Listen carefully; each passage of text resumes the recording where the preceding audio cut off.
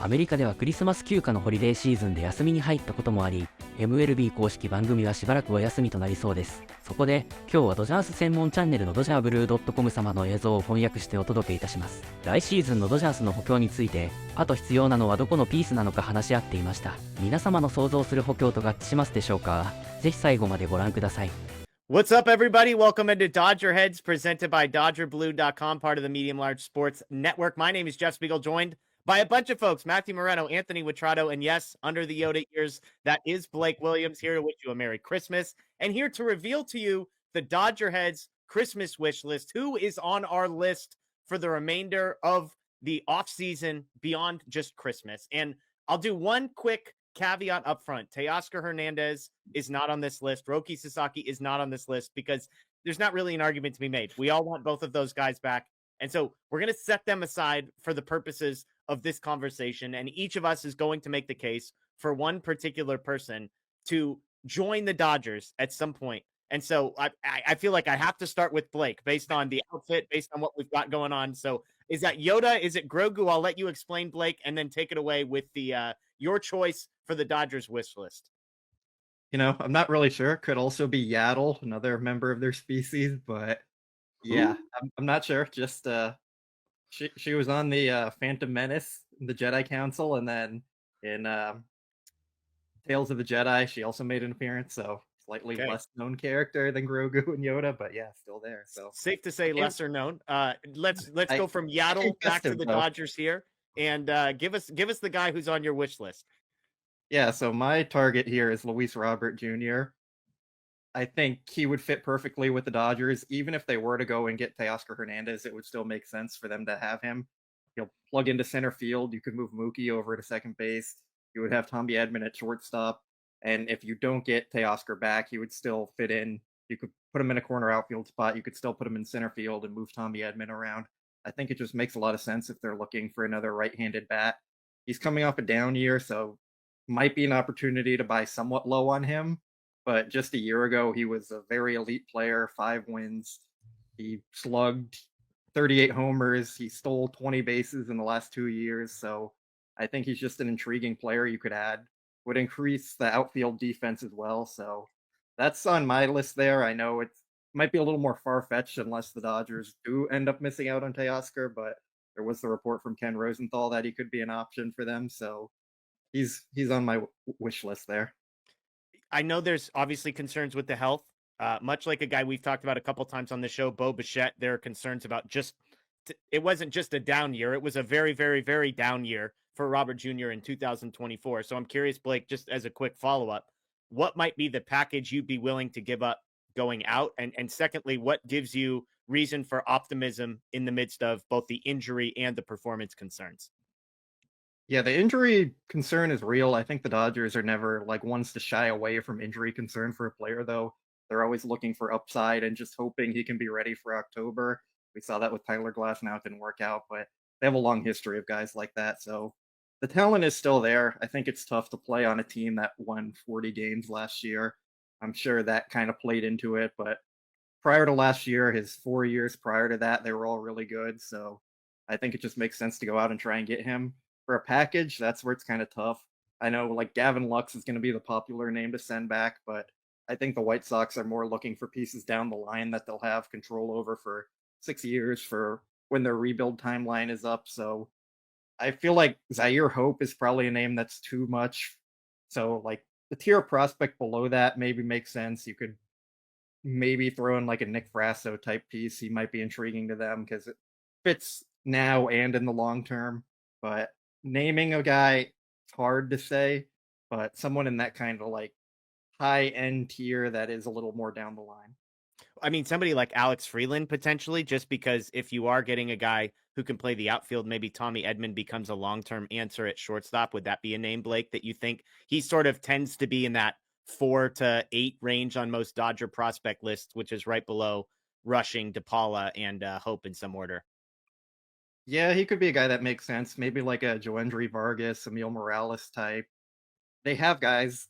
Kendall George might be somewhat intriguing to the White Sox. They do like those types of players, the speed and defense first type guys. So I think the Dodgers have the prospects to get it done. It's just if they can match up on a deal. And as we know, the Dodgers and White Sox have seemingly been talking about trades for the last year plus. So they probably have some idea of who it would take and what kind of players the White Sox do like. Okay, Anthony, we'll go next to you. First, I'm just curious, Luis Robert Jr., is he a guy that you're interested in? And second, give us the name that's on the top of your own personal wish list. Yeah, I think, that's a really intriguing pitch by Blake. I like Luis Robert. I kind of always have. What's kind of not to like, right, aside from the injury stuff. That last point, though, about the Dodgers and the White Sox being pretty familiar with each other, just because of a bunch of talks in the recent past, leads me to believe that if something hasn't gotten done yet, the Dodgers don't like the price that the White Sox have set for them, right? Yeah. Like, because the price is probably going to be different for the Dodgers than it is for, the Giants or, basically anybody else, just because, I think there is a little bit of a Dodger tax, but also just like, they may try to get a little more out of a team that they know has more. And so that kind of leads me to believe that maybe the Dodgers don't want to play in that sandbox because they know what is going to be asked of them. But I would love it. And I think Blake is right in terms of like how it shifts things with the defensive lineup. I just am a little bit leery also of like kind of getting Mookie Betts PO'd. Yeah. This constant shuffling of him. He's a consummate professional, but like, he's also human and guys could only take so much, back and forth, but good problems to have, right? If that were to happen, I guess. Totally. Okay, give us the guy on your wish list, Anthony. Yeah. So I've been saying for a bunch of shows now that I think the Dodgers are still going to go out and get bullpen help. And before the Devin Williams trade, he was sort of my target as a guy that I liked for the bullpen. He's a Yankee now, and it sounded like that it might have been close to him being a Dodger based on his own words, but it didn't work out. And so I think now that the wish list guy is Tanner Scott. It doesn't cost him any prospects in a trade. It's just money for the Dodgers. So I think that makes a little bit more sense. Maybe it's a guy who's had a 200 plus ERA plus the last couple of seasons. And I think for the Dodgers, I think that move solidifies them as having the best bullpen in baseball, like pretty handedly at that point. I think if you add a guy like him, gives them a lot of flexibility. He's got some platoon splits. He's better against lefties, being a lefty, but he's elite, I think, against both sides. And then it's a little bit of like, all right, well, now we don't have to face him. Shohei Ohtani doesn't have to face him anymore. He's kind of been a nemesis of Shohei's. And so you pull him off the board for that. And then also, if the Mets are serious and they're going to make a run and they're going to be part of this window the entire time that the Dodgers window is open, it gives them somebody who can face Juan Soto in October. Yeah, I like it. He's a name who's been connected. So it's not just a shot in the dark. There was some smoke. It seems to have cooled off. But again, like Teoscar Hernandez, it feels like it's cooled off for everybody. It's not like somebody else has surged ahead of the Dodgers in the Tanner Scott sweepstakes. All right, Matt, you're up next. Tanner Scott is off the board. Luis Robert Jr. is off the board. Who do you have on the top of your Dodgers wish list? Real quick before I get to my choice, Anthony, I think, made a great case for Tanner Scott and what it would mean for the Dodgers bullpen. I just want to know if that includes Joe Kelly, because I don't know if you can have the best bullpen in baseball without Joe Kelly being part of that group. I think there's some sort of unwritten rule that he needs to be in it in order to get that kind of reputation. He's just, as long as he's wearing the mariachi jacket, then it evens out. All right. Yeah. Cool. The bullpen coach maybe is Joe Kelly. Is he going to be the bullpen coach for the best bullpen in baseball? Hey, he just needs to be in the bullpen in some regard, and then I think you could call it best bullpen in baseball at that point.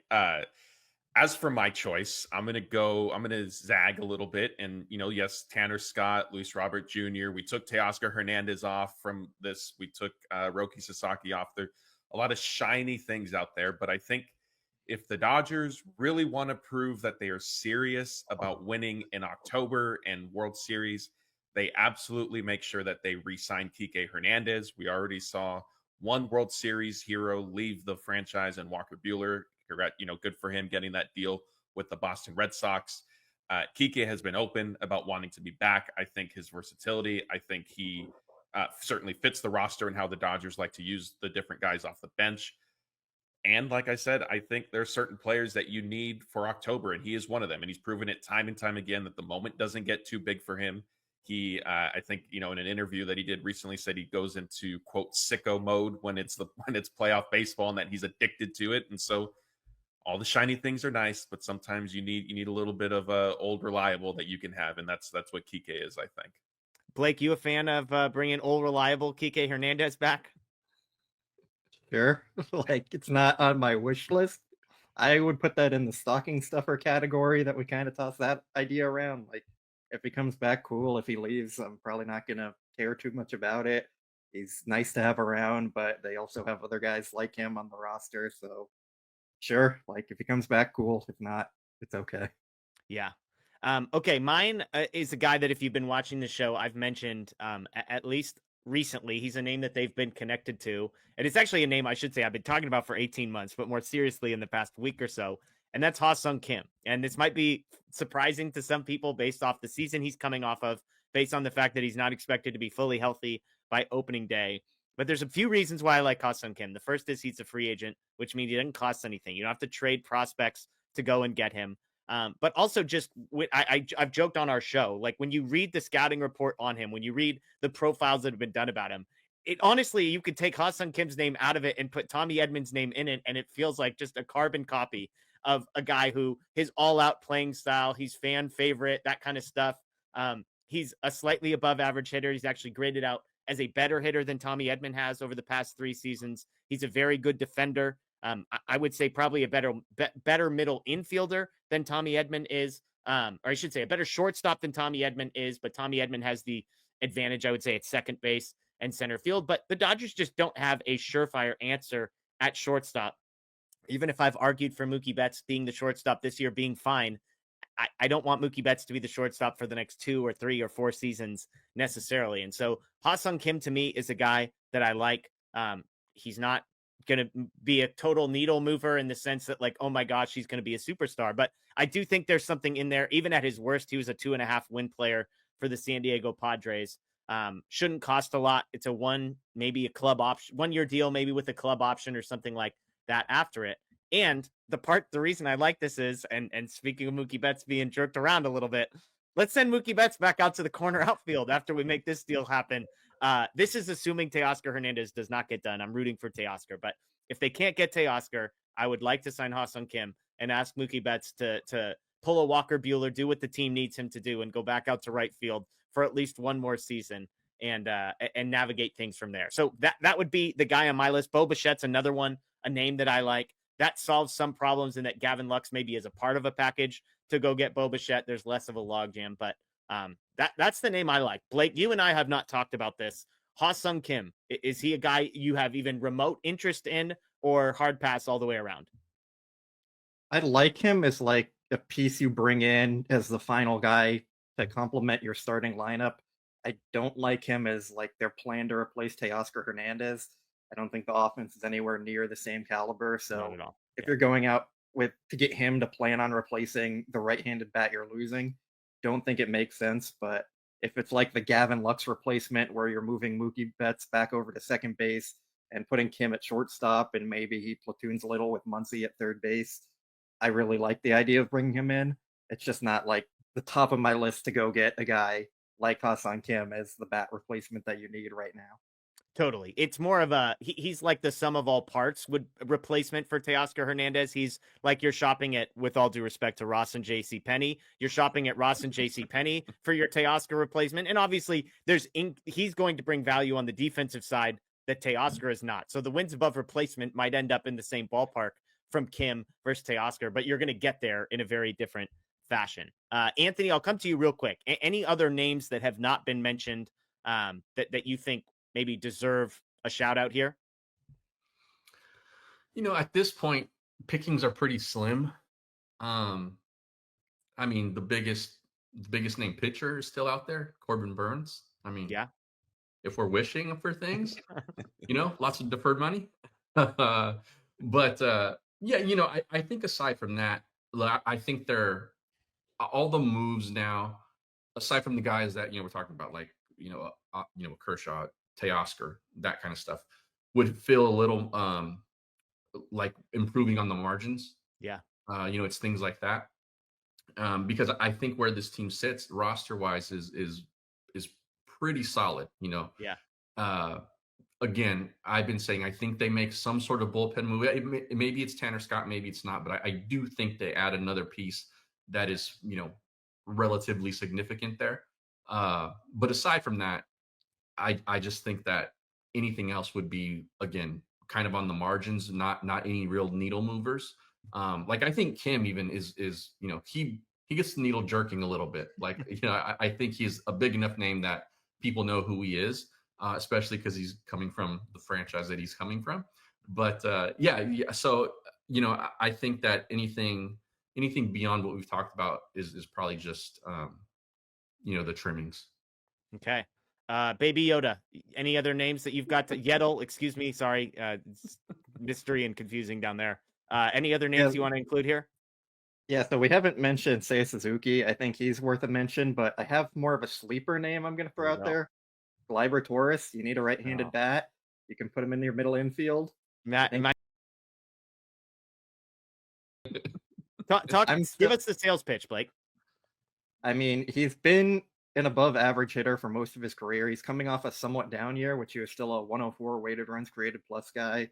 He's had multiple years of more than 20 homers. Career weighted runs created plus around 113. He's been a 4-win player last year, multiple 3-win seasons. He's a guy that led off for the Yankees and did pretty well there, and he can kind of bat anywhere in the lineup. He's still only 28, and I feel like because he's coming off the down year, teams are a little more hesitant to sign him. But if he was a free agent last year, I think he would have been one of the top players available and really intriguing to any team. And if you need a right-handed bat, your pickings are pretty slim there, but he might be an intriguing piece to them. Then you could say, hey, maybe we're going to go move Gavin Lux in a trade to get an outfielder, and you upgrade 2 spots or another reliever or something like that. So it kind of just keeps increasing your versatility while evening out the lineup a little more with another righty bat as opposed to another lefty bat and Lux. Allows you to keep Mookie Betts at shortstop if that's what their plan really is.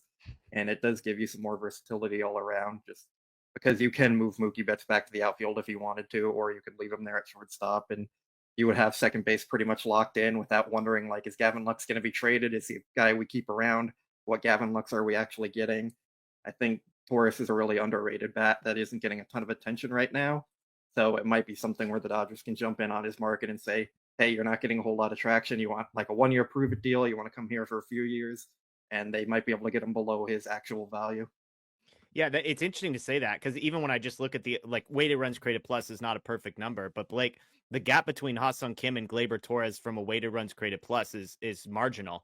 So obviously there's a bit more power in Gleyber Torres's bat, less walks, more strikeouts. So I guess maybe profile wise it gets you closer, but sum of parts, to me, I see 2 guys offensively that kind of from a sum of all the parts kind of grade out pretty similarly. I think a lot of it is from Torres's down years. He's had 2 down years that have really hurt his stats, which they should be considered, but one of them, he played 127 games, and last year was 154 games, so still a good sample size, but he's also had years of 120, 115, 125, 121. So, the upside is there, and maybe the Dodgers tweak something with the swing or something like that, but he's a lot closer to being able to replace the Teoscar Hernandez profile than a Ha-Seong Kim would be, even though overall they are a little closer career-wise. Fair enough. All right, Matt, you've got one question to close us out here, so I'll hand the floor over to you, and we'll move this thing on.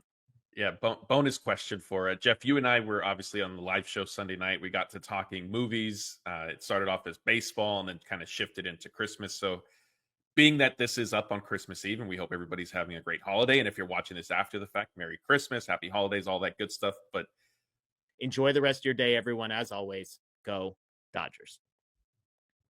さすがの見解で、ブレイク氏の補強案は私も完全に同意でした。ムーキー・ベッツとミーエドマンとトップパフォーマンスが出せる UTP プレイヤーが多くいるドジャースの中で、改めて強打のパフォーマンスを見せられる外野手は今のドジャースには必要ですね。年が明けるとさらに多くの選手たちの移籍先は確定していくと思いますが、楽しみに見守りましょう。